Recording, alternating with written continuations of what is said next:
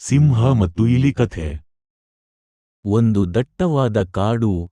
ಆ ಕಾಡಿನಲ್ಲಿ ಒಂದು ಮರದ ಕೆಳಗೆ ಸಿಂಹವೊಂದು ನಿದ್ರಿಸುತ್ತಿತ್ತು.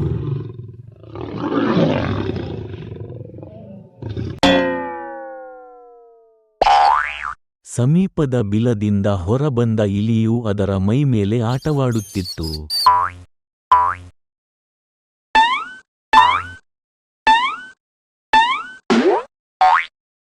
ಕೋಪಗೊಂಡ ಸಿಂಹವು ಘರ್ಜಿಸಿತು. ನಿನ್ನನ್ನು ತಿಂದು ಬಿಡುವೆ. ಸಿಂಹರಾಜ, ತಪ್ಪಾಯ್ತು, ಕ್ಷಮಿಸಿ. ಇನ್ನೊಮ್ಮೆ ಈ ರೀತಿ ಮಾಡುವುದಿಲ್ಲ. ನಿನಗೆ ಕಷ್ಟಕಾಲದಲ್ಲಿ ಸಹಾಯ ಮಾಡುತ್ತೇನೆ.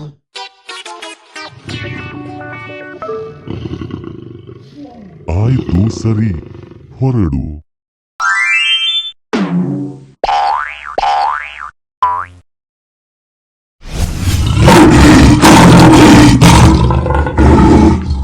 ಕಾಪಾಡಿ, ಕಾಪಾಡಿ, ನನ್ನನ್ನು ಕಾಪಾಡಿ. ಓಹ್, ಯಾರಾದರೂ ನನಗೆ ಸಹಾಯ ಮಾಡಿ.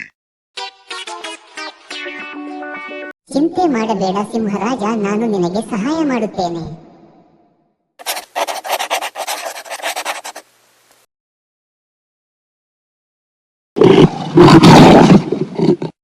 ಧನ್ಯವಾದಗಳು ನನ್ನ ಸ್ನೇಹಿತ. ನೀನು ನನಗೆ ದೊಡ್ಡ ಸಹಾಯ ಮಾಡಿದ್ದೀಯ. ಒಂದು ಸಣ್ಣ ಸಹಾಯವು ದೊಡ್ಡ ಉಪಕಾರವಾಗಬಹುದು. ಬಾ ಸಿಂಹರಾಜ, ಹೊರಡೋಣ.